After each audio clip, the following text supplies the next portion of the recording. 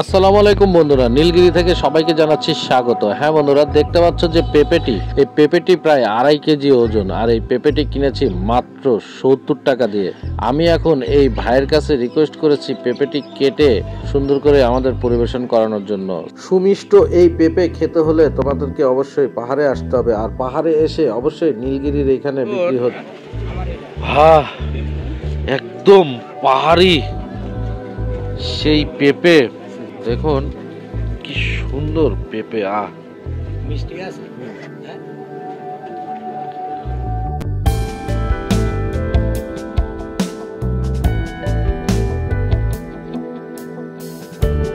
মানে পাহাড়ি পাহাড়ি পেঁপে আর একদম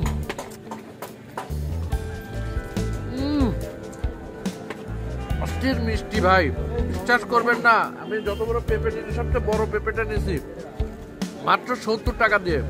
এত সুন্দর, আমার ঈশ্বর হলে এই পেঁপের দাম 200-250 টাকা, তাই বলে আপনি আমার দাম বাড়াই দিয়েন না।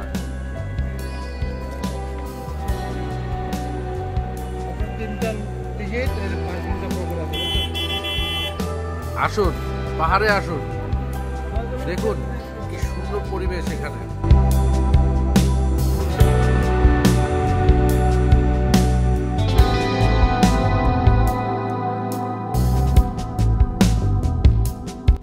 তো আপনাদের দুজনকে আজকে এই যে নীলগিরিতে এসে কেমন লাগছে?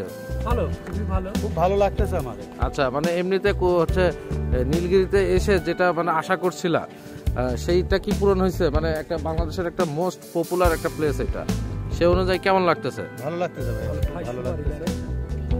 কি খাচ্ছেন? পান খাচ্ছি, পান খাচ্ছি, এখানকার স্পেশাল পান, স্পেশাল পান। এই নীলগিরিরই পান এটা? হ্যাঁ।